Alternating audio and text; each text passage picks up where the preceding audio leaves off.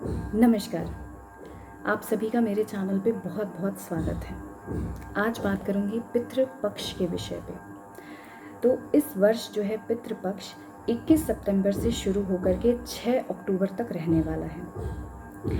पितृपक्ष एक ऐसा समय होता है जब सूर्य जो है कन्या राशि की ओर भ्रमण कर रहे होते हैं, यानी कि अपनी नीच राशि की ओर भ्रमण कर रहे होते हैं। तो ये एक ऐसा समय है जब हमें अपने आत्म बल की वृद्धि करना अति आवश्यक है। तो जब हम अपने पितरों के लिए, अपने पूर्वजों के लिए श्राद्ध कर्म, तर्पण आदि करते हैं तो इससे हमारे जो आत्मबल है इसकी वृद्धि होती है।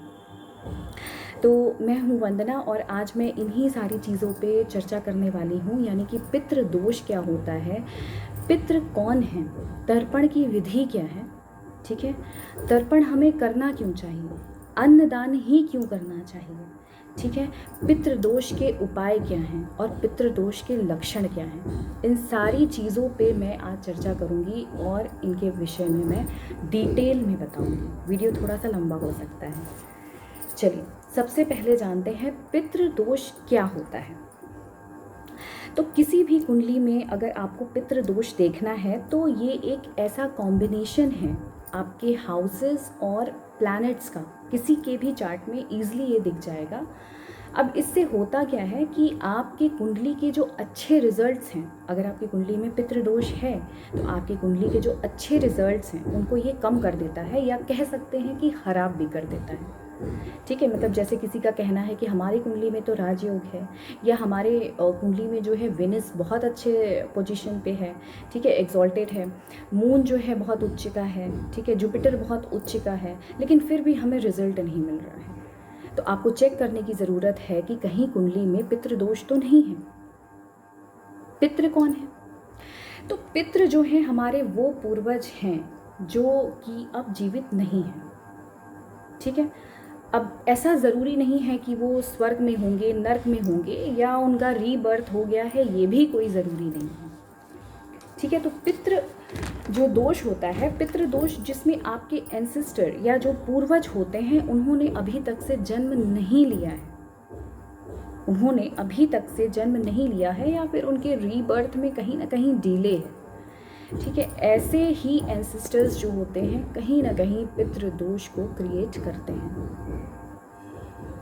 इसीलिए बोला भी जाता है ना कि अकारण जो है पितरों को बहुत याद नहीं करना चाहिए, खास करके जिनका अकाल यानी असमय जिनकी मृत्यु हो गई है उनको अकारण याद नहीं करना चाहिए, ठीक है। आपके इमोशन हैं, आपके सेंटिमेंट्स हैं, लेकिन ये उनको जो है कहीं ना कहीं कष्ट देता है, क्योंकि वो अपनी मुक्ति के लिए निरंतर प्रयास में लगे रहते हैं और आप उन्हें याद करके कहीं ना कहीं मतलब उनको कष्ट दे रहे हैं, अनजाने ही सही, लेकिन आप उन्हें कष्ट दे रहे हैं, ठीक है।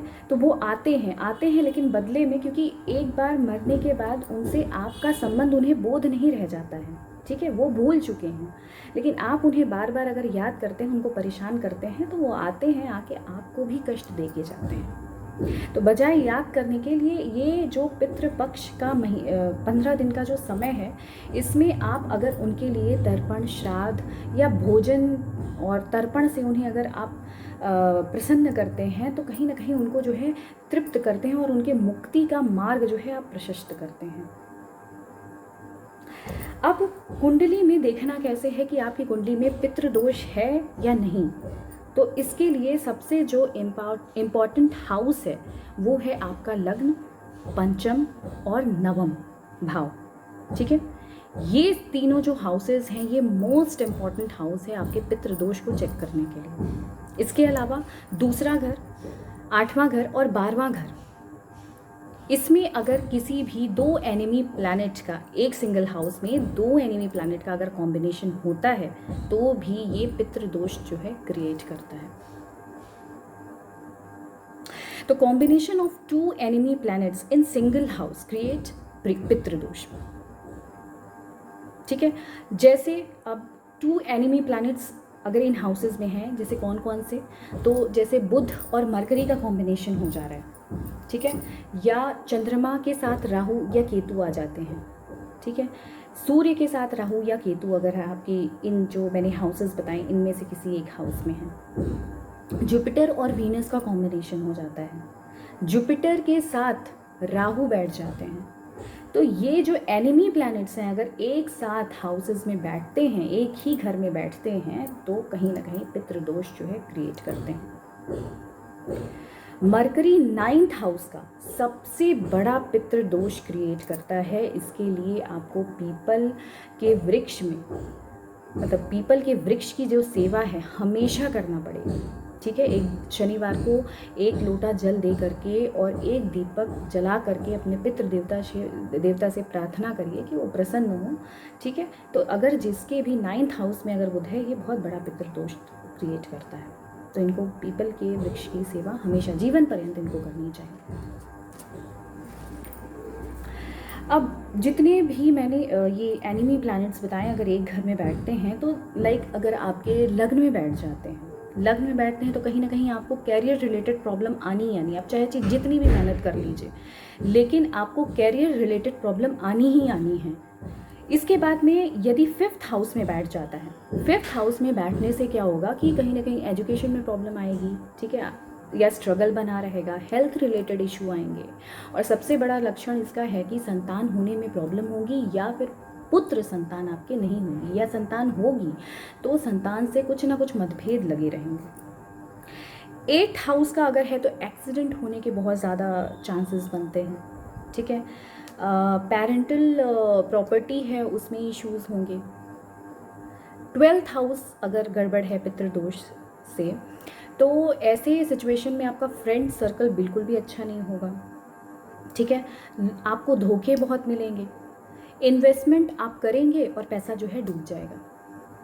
इसके अलावा जो कोर्ट कचहरी की जो चक्कर है ना, मतलब पीढ़ियों से चली आती है ये, मतलब पिताजी भी उसी में इन्वॉल्व, बेटा भी उसी में इन्वॉल्व हो जाता है, या एक कोर्ट कचहरी ख़त्म हो रहा है, दूसरा कोर्ट कचहरी जो है शुरू हो जाता है, अगर 12th हाउस कहीं ना कहीं पितृदोष से खराब है तो ये जो 15 दिन होते हैं ये बड़े विशेष होते हैं, बड़े महत्व के होते हैं कि अगर आपके किसी के चार्ट में पितृदोष है, ठीक है, तो आप जो उपाय मैं अभी रेमेडीज़ बताऊंगी उनको ज़रूर करें। और ये जो 15 दिन हैं इसमें विशेष श्राद्ध तर्पण आदि कार्य ज़रूर करें अपने पितरों के लिए, भोजन से उन्हें तृप्ति ज़रूर दिलाएं। ठीक है, तो अभी बात कर लेती हूँ कि तर्पण क्यों करना चाहिए।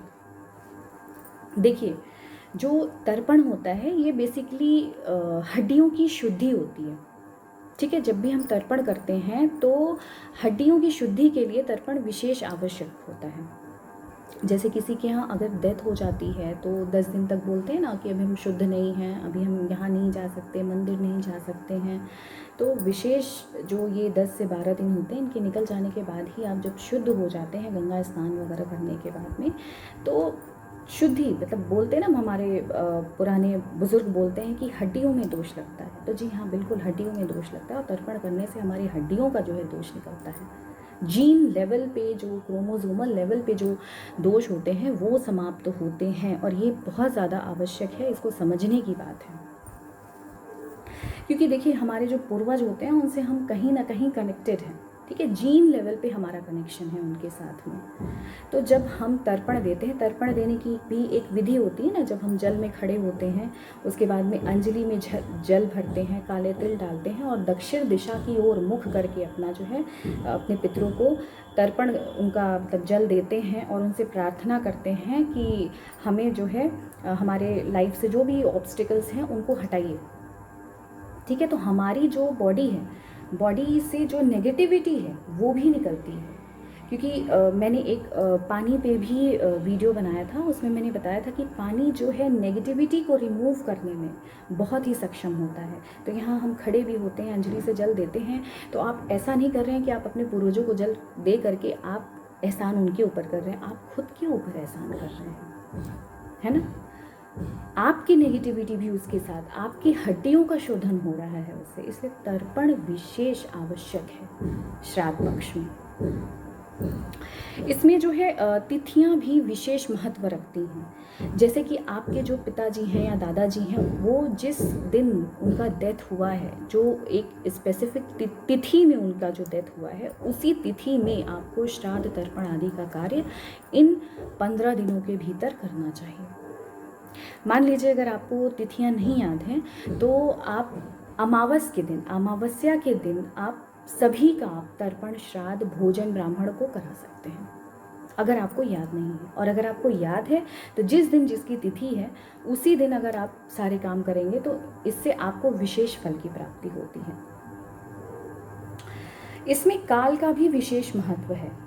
जैसे हमारे पूर्वजों का कार्य आदि करने के लिए जो समय बताया गया है हमारे शास्त्रों में, वो है मध्याह्न काल, यानी कि सूर्य उदय से सूर्यास्त के बीच का जो समय होता है, कह सकते हैं जो दोपहर का समय है, वो हमारे पूर्वजों के लिए है। पूर्वजों के लिए दोपहर का समय बताया गया है। अतः श्राद्ध का काम, तर्पण का कार्य आप इसी समय पर करें। अन्न क्यों खिलाना ज़रूरी है? अन्न ही क्यों खिलाना ज़रूरी है? तो अन्न से देखिए तृप्ति प्राप्त होती है, ठीक है। तो ऐसा नहीं है कि श्राद्ध पक्ष में, श्राद्ध के टाइम में आप किसी को पैसा दे देते हैं और आपका काम खत्म हो गया। जब आप विशेष अन्न बना करके खिलाते हैं तो उससे आपके पूर्वज जो होते हैं तृप्त होते हैं, और तृप्त होने के बाद आपको विशेष आशीर्वाद देते हैं, आपके लाइफ से जितने भी ऑब्स्टिकल्स हैं उनको रिमूव करते हैं। तो अन्न का भोजन ज़रूर शुद्ध ब्राह्मण को कराना चाहिए, ठीक है। ब्राह्मणों का भी चयन एक विशेष तौर पे, मतलब हमारे शास्त्रों में बताया है कि जो कर्म से ब्राह्मण हो उसका चयन करें और उसी को ही भोजन कराएं, ठीक है।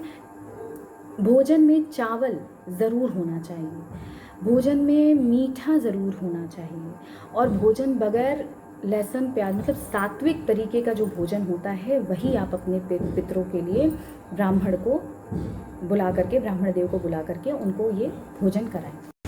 पितृदोष के कुछ प्रमुख लक्षण हैं, उसके बारे में भी बता देती हूँ। जितनी मेहनत करते हो उतनी सफलता ना मिलती हो। बिना बात के ही बनते बनते कार्य जो हैं उसमें रुकावट या व्यवधान उत्पन्न हो जाए। घर में अगर मांगलिक कार्य नहीं हो पा रहा है या होता भी है तो घर के सभी सदस्य एक साथ एक ही जगह पे उपस्थित ना हो पाए। घर में वैचारिक मतभेद बना हुआ रहता हो, ठीक है, किसी की किसी से ना बनती हो, तो ऐसे में पितृदोष एक कारण हो सकता है।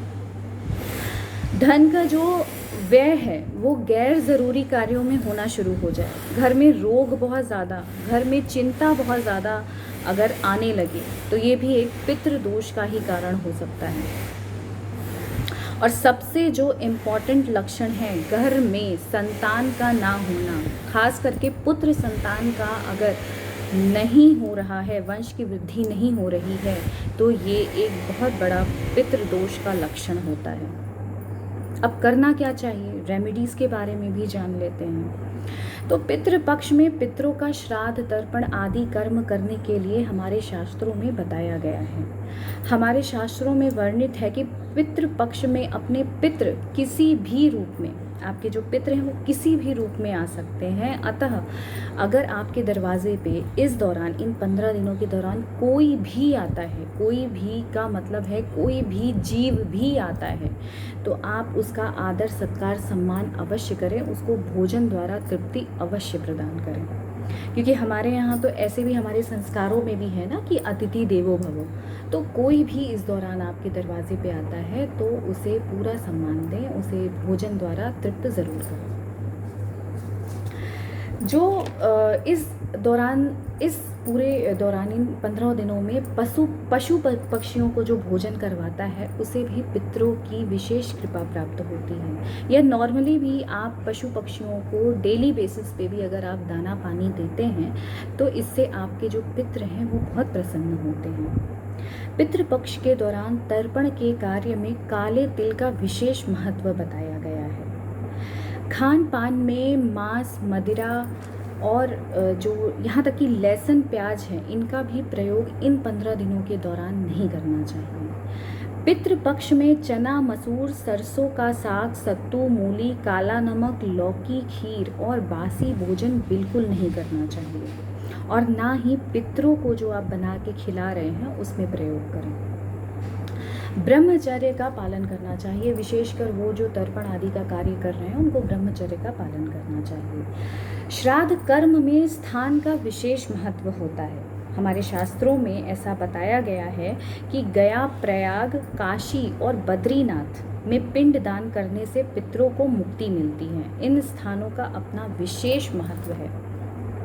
और यदि आप काशी में श्राद्ध कर्म आदि करवाने के इच्छुक हैं, अगर आप यहाँ करवाना चाहते हैं, तो यहाँ के प्रसिद्ध तीर्थ पुरोहित पंडित विजयनाथ मिश्र जी हैं, जिनका कि संपर्क जो है फ़ोन नंबर मैं अपने डिस्क्रिप्शन बॉक्स में दे दूँगी। अगर आप उनसे श्राद्ध तर्पण आदि का कार्य कराना चाहते हैं, क्योंकि श्राद्ध के टाइम में उनके यहाँ भारी भीड़ होती है और काशी में एक विशेष महत्व भी है श्राद्ध तर्पण आदि करने का। तो यदि आप इंटरेस्टेड हों तो मैं उनका नंबर दिए देती हूँ, आप उनसे संपर्क करके और भी जानकारी ले सकते हैं। पितृपक्ष में ब्राह्मणों को भोजन कराने का विशेष महत्व है, लेकिन भोजन सात्विक होना चाहिए, इसका विशेष ध्यान रखना चाहिए। ब्राह्मणों के चयन के बारे में भी हमारे शास्त्रों में बहुत कुछ बताया गया है, यानी कि जो कर्म से ब्राह्मण हो उसी को भोजन आदि करवाना चाहिए। पितृपक्ष में नया वस्त्र ना तो पहनना चाहिए और ना ही खरीदना चाहिए। हाँ, दान कर सकते हैं आप। तो बस इसी के साथ आज का ये वीडियो ख़त्म करती हूँ और उम्मीद करती हूँ कि आप मेरे इस वीडियो को ज़्यादा से ज़्यादा शेयर करेंगे, ताकि ये महत्वपूर्ण सी जो जानकारी है वो और लोगों तक भी पहुँच सके। और डिस्क्रिप्शन बॉक्स चेक करना मत भूलिएगा यदि आप काशी में अपने पितरों के लिए श्राद्ध तर्पण आदि कराना चाहते हैं तो आज के लिए इतना ही, और आपके पितृ लोग आपको पूरा आशीर्वाद प्रदान करें। नमस्कार।